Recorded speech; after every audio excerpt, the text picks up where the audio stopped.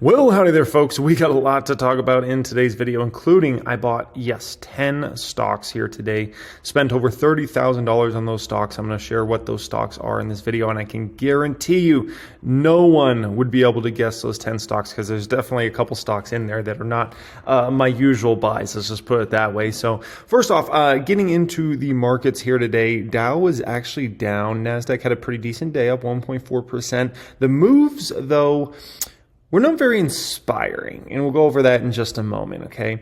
S&P 500 eked out a very small gain here today. Russell was up about 1%. Now, on the Hungry Bowl, the greatest app ever created, what's Ethereum doing? What's Bitcoin doing? Well, these babies aren't doing so well, and it makes you think, is this the big weekend that Bitcoin goes under 20K? Is this the big weekend that Ethereum goes under 1,000?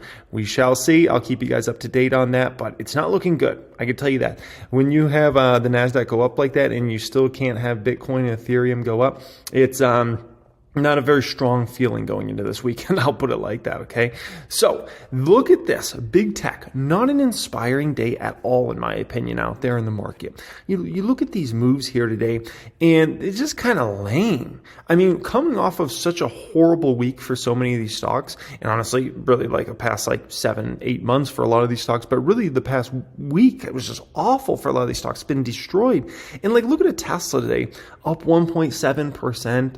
A Netflix up 1.2%, on a NASDAQ up 1.4% day. The moves in these stocks was very uninspiring. I would say that. AMD still ended up going down today. So it almost felt like, is there anything to really get excited about here in regards to the market in the short term? And when you see moves like this, you're kind of like, oh, this is not very exciting at all, okay?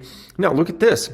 Safety stocks. Kroger was down here today, okay? Now, I don't know if you guys got to see the big news out of Kroger. And this is really, really big news, okay? And if you're worried about the economy, what Kroger said is actually very, very important. Kroger recently just came out in the last 24 hours, and what they said essentially that they see their customers starting to trade down on products to store brands and things like that with commodity related items. And they're starting to see that quite substantially.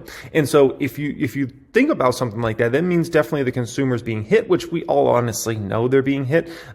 Inflation, we all know this, right? But it's interesting to see confirmation from the biggest grocery store out there, right? In a name like Kroger. But you look at these safety stocks and it's what is going on with these safety stocks? They just continue to kind of go down, not do anything. You get a green day, they don't really do much. You get a red day, they still go down with the market. It's that's what we're at. Now, this is a good sign, in my opinion, for the market. Something like a Kroger has been holding up really well this year. It actually was doing really, really well for quite a while. The fact that stock's starting to falter now is actually a good thing, in my opinion, for the market, because like I said, we can't get to the end of this crash until every single stock has been hit. Until every single thing has been hit and there was nowhere to hide, we can't even begin to call a bottom on the market, okay? We need everything. I don't care if it's a grocery store. I don't care if it's oil and gas. I don't care if it's Walmart. We need everything hit, okay? Everything. JP Morgan was down again today, all right? This just shows you that there's so much belief that we're going into a recession, or we're already in a recession, that no one wants to own these banks. Doesn't matter how cheap the PE ratios are. Look at a JP Morgan. Despite it being the best, most well-run bank in the world, it's at an 8 PE ratio. And no one wants to step out there and buy this stock. This stock is now down over 30% year to date and falls again here today. Wall Street does not want to buy Wall Street right now. There's no one out there that wants to buy these sorts of stocks right now. They just can't find a buyer, man. They can't find a buyer anywhere. And that's pretty interesting, right? Oil and gas stocks falling off a cliff. This is really good news, in my opinion. We need, if we want to think about avoiding a massive recession, we need all the commodities to get hit hard, okay? We need all these commodities to fall substantially over the next 6 months. If we get that, then we have the hopes of avoiding a big major recession.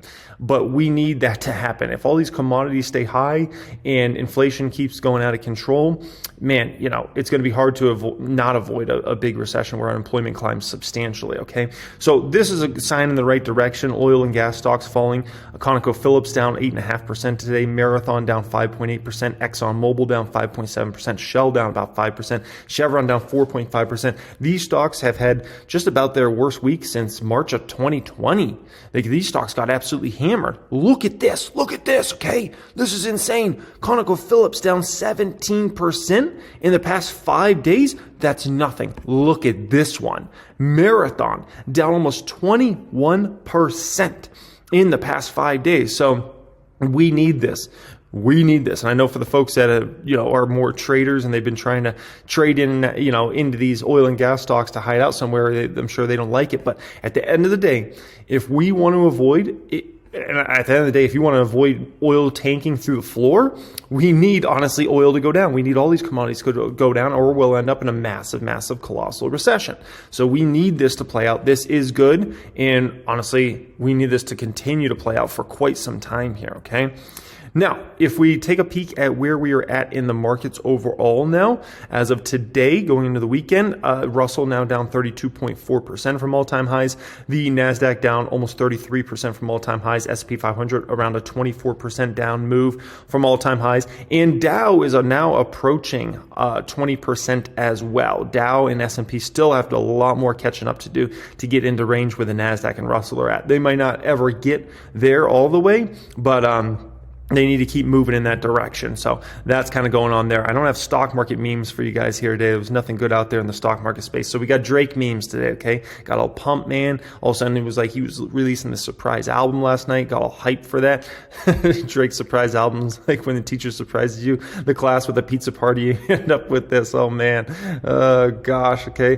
Thought Drake was finna rap his ass off. He gave us Forever 21 Hot Topic and H&M ass music. This is where Drake, I got excited last night. I needed to do a workout, so I was gonna hit the bag out here, and I lift up the doors of the Model X, and I crank up the music, and I put on the Drake album, and I thought it was gonna get pumped, and then it was like all this dance music, and next thing you know, I felt like going to the club, and Lord knows I can't afford to go down the strip and go to the club. Like, I'm buying the dip here. Like, I don't have that kind of money. So, man, messed up my whole night. Before we get into these 10 stocks, if you're looking to join my private stock group and you are not aware of that, that is essentially if you ever wanted to know like how to value growth stocks, how to value stocks, how to value dividend stocks, how to read income statements, balance sheets, cash flows, all those sorts of things on the highest level possible. Plus join our Discord chat with the 6 and 7 figure members, as well as be able to track all the moves I'm making in the market, see the public count all the time and things like that. Definitely check out pinned comment down there. Get on the phone with somebody high up from my team. They'll be able to tell you more about it. And if it's a good fit for you, great. And if it's not, oh well. Pinned comment. Palantir is the first stock of these 10 stocks I actually bought first thing this morning. So I put in all my orders right before I went to sleep last night, essentially. And, just because, I don't wake up in time because I usually go to bed at between 2 a.m. and 5 a.m. So Palantir was the first stock to get bought here, 888 shares, so a pretty good amount of Palantir. I need a stock like this in my portfolios. I don't have anything that I could even compare to like a Palantir in my portfolios. Palantir is obviously at the cross sections of artificial intelligence and using data to have companies make better decisions. I think this is a company that's just an extremely sticky business model. I see them being a growth engine for probably decades, honestly, but at least this whole decade. So I think they're going to get bigger and bigger. I think customers are going to have a hard time switching from Palantir to anything else. I think they're going to have pricing pressure. I think they're going to have pricing power over the years as well, because they're going to be such a sticky business model. So if a company uses Palantir, I don't think they're just going to be able to swap out Palantir and be like, we're going to use something else. I think Palantir is going to do a great job for them, and I think it's going to be a very, very sticky product. And especially with big companies, even mid-sized companies, but especially with large corporations, once they get used to using a product, they don't like to switch out that product unless there's something exponentially better than like a Palantir at that time, right? And as long as Palantir continues to innovate, they will continue to be in that spot without being disrupted, right? And Palantir is almost they're more of the disruptor than the company being disrupted. So yeah, I think there's just a lot of growth here. I think it's going to be an extremely profitable business model. I think long term, it will definitely be one of the most profitable business models we've seen on the bottom line. It's going to take some time for that to kind of play out. And so I might be getting in it a little early, but that's perfectly fine. at the end of the day, like anything under $10, I think is a pretty attractive pricing. So yeah, Palantir's the first stock. Second stock of these 10 stocks up here is The Planet. I bought 1,000 shares of The Planet, which sounds like a lot of shares, but it's a $1 stock, so it's not that much. The Planet obviously is just a forgotten stock right now, right? They're executing on their business model very well, running their retail stores, doing numbers, but the stock price has been completely forgotten now at this point in time. This was a play that obviously a lot of retail folks were in 2020, 2021, and a lot of people made a lot of money and sold out. And, me, I don't really make those sorts of moves. I hold, and then I buy more. And, I think a lot of people are going to miss this opportunity, but that's fine, but at the end of the day, market cap's gone under 300 mil. Their balance sheet's in a great position. They're always cash loaded. They got a bunch of stores opening up here over the next, let's call it 12 to 24 months. They obviously have their own brands. This space, federal legalization, is just a matter of time before federal legalization comes. As federal legalization comes, the government starts to obviously collect a lot of tax money from that, which means they'll crack down on the illegal market, which will be huge for all the players in the space, but especially Planet. And a lot of the players in this space are going to go bankrupt, essentially. All these companies are in a strong capital position. There's only two companies I own in this sector. One is The Planet and the other is Avant Brands. Both of those companies are in an extremely great capital position. Both of them aren't going to have to go through things that other companies are going to go through, because we're going to see a lot of bankruptcies in this space over the next 6 to 12 months, because basically trying to raise capital now is very, very difficult. And I like to play in the players that I don't have trouble sleeping at night, because I own a stock like The Planet. They have a great balance sheet. Same thing with an Avant Brands, great balance sheets of those companies, great growth profiles, and obviously just a massive, massive sector that will continue to grow. And it's just a matter of time before federal legalization comes, especially, if you really want to talk about federal legalization coming, start having the unemployment rate go up, because at the end of the day, this is a sector that can create massive amounts of jobs, right? And the product's being sold illegally right now. The government's not making any tax money on that. So, I think federal legalization comes when unemployment starts climbing and, government starts to look out and they're like, crap, man, we need to create jobs. Oh, yeah, there's that thing we've been pushing to the side for a long time that honestly most Americans would love to legalize. Maybe we should just go ahead and do that and start collecting some money. Oh, wouldn't that be brilliant? Okay. The third stock of the 10 stocks up here, I think everybody knows this one, the Chef. And there's no, you just can't buy stocks without buying the Chef. Come on, man. And honestly, there probably could have been 100 stocks I bought today. Bought 1,000 shares of Chef. They continue to execute on their business model. $500 million market cap as of right now, about a 2 price to sales ratio. Margins are going to improve in the back half of this year as all these things go away that have been hurting the Chef, such as, transportation costs, cold storage, things like that. And, that's going to be huge for the Chef's margins. Obviously, as they get, more and more into a business model that's just consistently producing product, right? In their factories, getting that into warehouses, getting that on the store shelves. They're just going to do a better and better job. They're also talking about taking some pricing later on this year, maybe in 4Q. So, that can help their margins as well. It'll become a margin story over the longer term and a profit story. Right now, it's just a revenue story as of right now. So, obviously, Chef, I love the Chef. It's one of my favorite stocks in the market, as everybody knows, and it's the heaviest stock I'm buying, including today. Stock number 4 of 10 up here is Target. Yes, bought this one. So I had some money that had been accumulating in my dividends only account, because my dividends only account, I get paid dividends, right? And so the money had been adding up, and I had a few $1,000s just sitting around in that account. And I was like, what the heck, man? Target is down significantly. About 17 shares of Target here today. Is a stock that, I want to say, the company I love, obviously very low price to sales ratio, but, it's retail. So you kind of usually expect price to sales ratios under 1 for the most part, or maybe like 1.2, 1.5, something like that on the higher end. And, low PE name, they're likely not going to be as profitable this year as they were last year. And that's perfectly fine. At the end of the day, I've seen how well they run their business model. I see the store pickup, how busy that is all the time. The inside of the store, they do a great job. I've been nothing but impressed. They're the most well-run retailer in the world, in my opinion, and not by a little bit, by a lot. And when it comes to kind of like physical space and adapting to either delivery or store pickup and things like that. My wife uses that app all the time, the Target app, and we'll do orders, and then she just, pulls up to the spot and they bring the stuff out to the car and things like that. So, Target, just extremely impressed by Target, just extremely impressed. And this stock's been obviously very, very damaged. And I think they're going to have a tough next, I would say 1 to 2 quarters with some of their numbers. And so I think I probably have between 3 months and 9 months to add a really nice size position of Target in my dividends only account. So I'm looking to do that. It's a 3% dividend yield. I love that. Okay. So yeah, Target number 4 of 10. Number 5 of 10, Corsair Gaming, CRSR. Bought 100 shares of Corsair here today. $1.3 billion market cap now at this point in time, 0.75 price to sales ratio. PE ratio is under 30 on this stock. Obviously Corsair's not in the best spot when it comes to their business model right now in terms of there's no big games right now, although we do have one likely coming this fall time, which is going to be pretty darn exciting, but we don't have any big games out right now. Obviously, folks have been hit with inflation.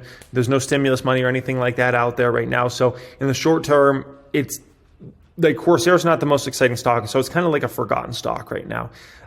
It won't be a forgotten stock forever, but for right now, it is a forgotten stock. And that's why I obviously like to buy a stock like this when it's kind of down and out, forgotten. No one really cares about it. Good business model, great management team at this company.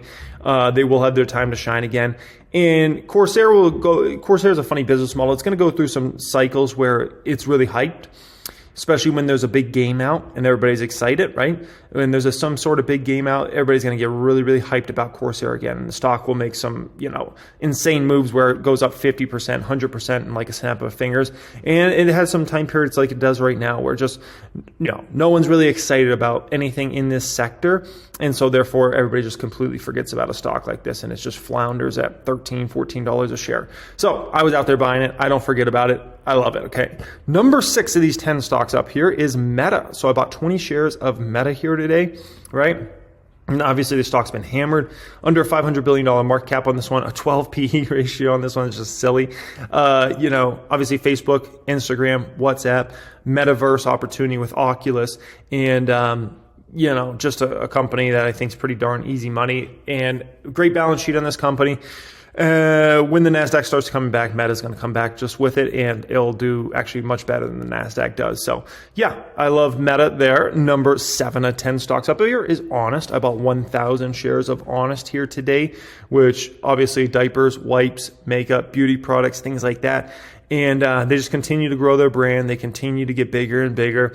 This is going to become a margin story in the back half of this year and moving forward, and then a profitability story in future years. So right now, it's a $2 stock. Like, come on, man. That's just ridiculous. They have a good balance sheet at this company. And, they're just going to continue to grow and make their brand more relevant than ever. Number 8 of 10 is Oatly, the Goatly stock. About 1,112 shares here today. And when it comes to Oatly, man, just disrupting the entire dairy industry right now. And it's not going to stop. And it's just going to be a company that gets bigger and bigger. Their marketing's phenomenal. Their products, the creme de la creme. And they're just going to get bigger and bigger and bigger, and I'm just along for the ride. Also an international company. I don't own many non-US companies. So this is like pretty much my only exposure that I could think of off the top of my head. No, Shopify. I own a little bit of Shopify I bought recently as a Canadian company.